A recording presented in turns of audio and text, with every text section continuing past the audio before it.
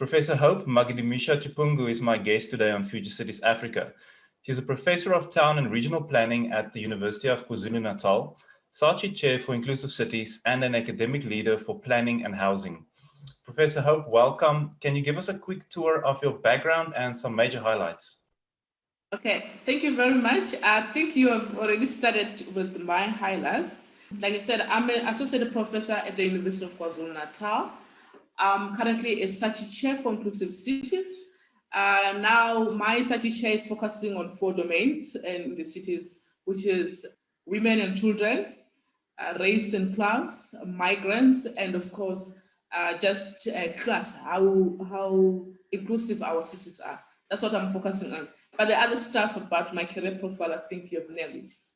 Our cities are incredibly segregated and inequitable. Somehow we need to address this so that it supports the positive development of these spaces for all citizens. Let's start off with, what is your definition of an inclusive city? Inclusive city is not about everything being the same, right? Like what we normally do. Like people, they always think when we're talking about inclusive city, we're talking about something being the same, but it's about having a cities which everyone's needs are taken care of in a decent way. There has to be some minimum standards. Therefore, we can call that inclusive cities, but does not necessarily mean that everyone should be at par in terms of their income and all that, but we all want to live a decent life and human rights need to be observed. That's what I define as inclusive cities. What are some of the major challenges keeping us from moving forward to more inclusive cities?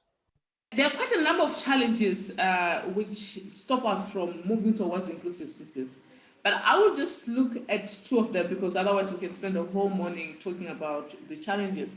One of it is the common one, which is what we call rapid urbanization growth, which is not accompanied by economic growth.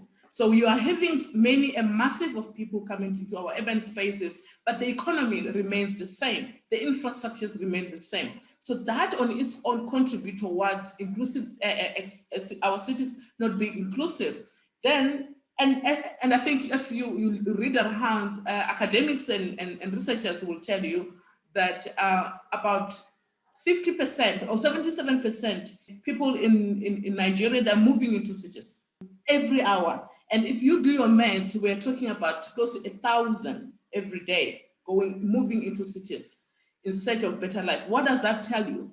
It tells you that this contributes towards cities not being inclusive, because do we have food for those people? Do we have houses for those people? Where are we going to house those people? So those are some of the challenges. And of course, at the global scale, there's talks about population increasing up to by 2050, up to 1 billion and so on some odd. And that is also an issue on its own, because 90% of that population growth is going to be in our cities. But we're not ready for that. When they come, we can't accommodate them. That is one thing. But the other one is the one around the climate change. And I need to talk about this because it's one of the issues that we don't actually pay attention to. One, which is to do with the climate change, the stress that we put human beings, as we are more of us in urban areas, into our environment. That also contributes towards cities not being inclusive. And I think the example in Cape Town of water crisis is given that a preamble of what's yet to come in terms of the climate stress. And of course, the floods in Durban also reflected to some of those issues. With regards to tackling these challenges, the 2 you've mentioned, rapid urbanization and climate change, what steps do you suggest we take right now to address these challenges? A number of things that we need to do, but the question is who's supposed to do that? So we all have to do something. And what are those measures that we need to take?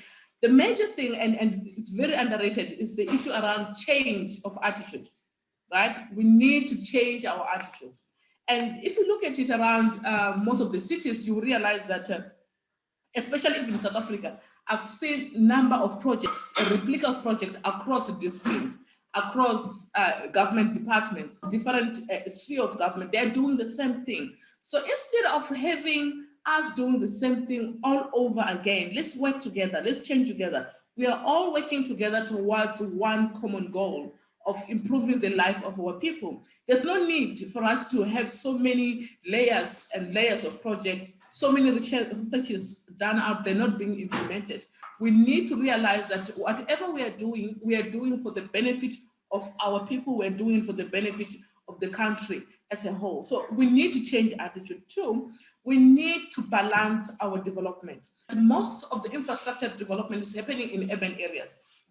You realize that most of the malls, most of the infrastructure, road infrastructure, transport infrastructures, we are doing a massive investment in urban areas. But what about rural areas? What's going to happen with them? So if you invest more in urban areas, basically saying everyone in rural areas, come here, we got it all. But when they come here, you can't afford. You cannot even be able to respond to their needs. With regards to the African passport that's being suggested or planned, how do you see that impacting the inclusivity of our cities? If we have, people from Africa, more people from Africa, increasing the rate of rapid urbanization in many urban centers? It's unfortunately that is going to even put more pressures on different cities. And in fact, those cities which are considered to be doing better within the continent, they're going to even bear the more kind of consequences compared to other cities, because everyone will want to go to a better city. I don't think that is the solution we should be focusing on. We should be working on how do we actually improve all those cities that needs to be improved. People shouldn't move because they want job opportunity somewhere else. People shouldn't move because they want better opportunity. People should move for leisure. People should move because they're going to visit other people, not because of disparitism or because where they are is not worth enough to be. And I think, in my view, I think we should be focusing on developing where people are and make it comfortable. Therefore, we are sharing kind of the pressure across the cities and across the continent, and of course, countries, as you have mentioned. So local authorities are key to the Sustainable Development Goals implementation, but struggle with their low visibility in intergovernmental dialogues and decision-making. They are at the core of implementation for most development projects. How can we improve their role or their visibility at the international level, which is currently almost non-existent? We need to recognize the role of local government. And this is something which is I'm very passionate about of late, is that the role of local government is mostly implementation.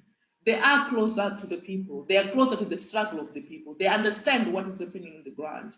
So any discourse which does not include them at that level, then it means that it's incomplete and it's invalid. Because you can't be making a decision at the international level which are going to be implemented at a local level without the local government being involved.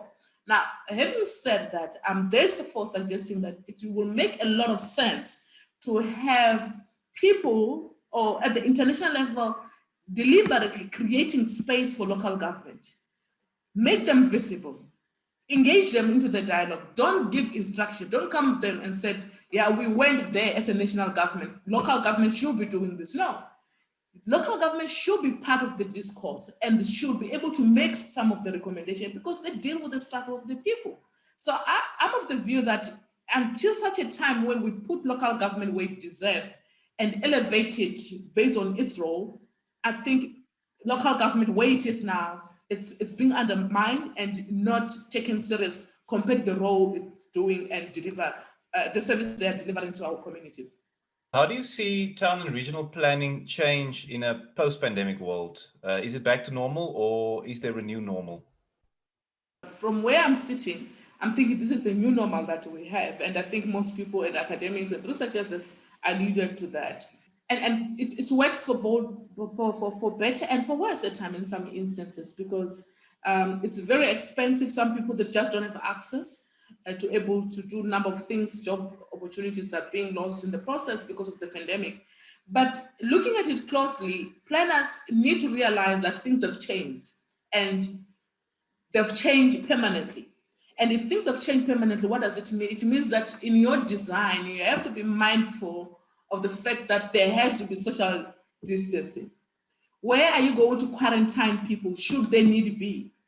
And which means then we need to start designing dual structures that if we don't use it for function A, for land use A, we can use it for land use B.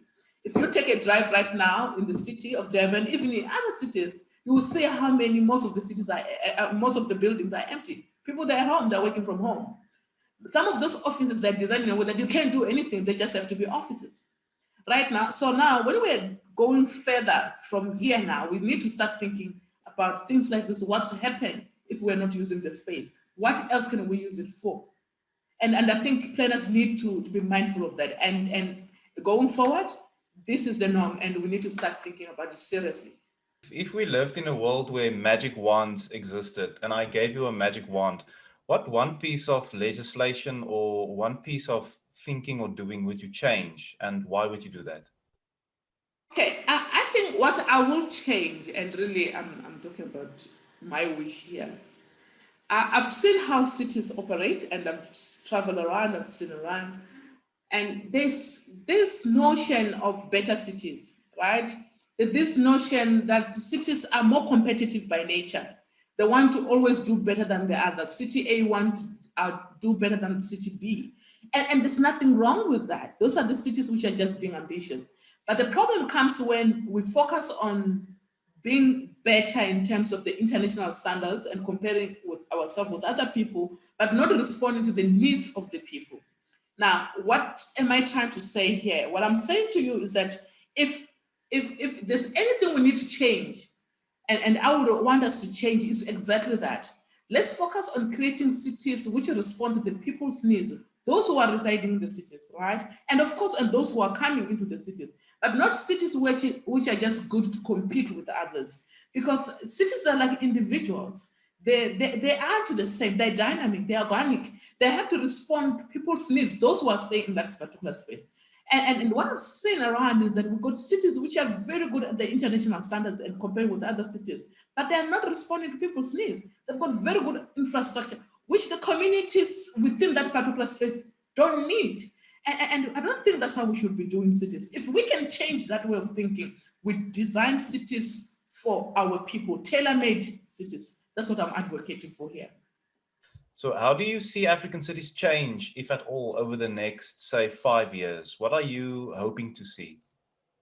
Conflicted with the how the future will look like, but at the very most of it, in my confliction, is that I don't think much will change. I don't see cities changing completely, but I see them in some instances getting worse than they are now, because I just alluded to it earlier on that we have many people coming. And if we are talking about, I've given you example for Lagos, where we've got about 77 a kind of percent of, or 77 people moving to Lagos every hour. And if we're going to have that for the next 5 years, what does that mean if every day we are having 1,000 of people in the city? So, of course, and cities, I'm not talking about the strategies to how are we going to solve the problem. So people are coming, then what? What are the strategies to deal with it? Nobody's talking about that. Nobody's talking about how we're going to deal with these people when they come into the space. Everyone is talking about the billions moving around the cities, but what are you going to do about it? How are you going to feed them? So I don't see anything change. If anything, things are most likely to get worse. That is one thing that I think the future will look like in African cities. Nothing much will change. And as you know, the deficit itself that we have in African cities is also an issue, because we require the researchers and the finance people in the finance sectors. They will tell you that we need between 136 and 170 billion US dollars just to keep our infrastructure going every year, annually. Do we have that much? No. COVID has exposed us. We don't have that much. COVID has exposed us. We know we don't have money. If we go to level 1 today, we're finished. People don't have jobs. So futures for South African cities, it's very hanging up there. You know, it's worrying, it's concerning. Yeah, but I can't tell with certainty how it's going to look like.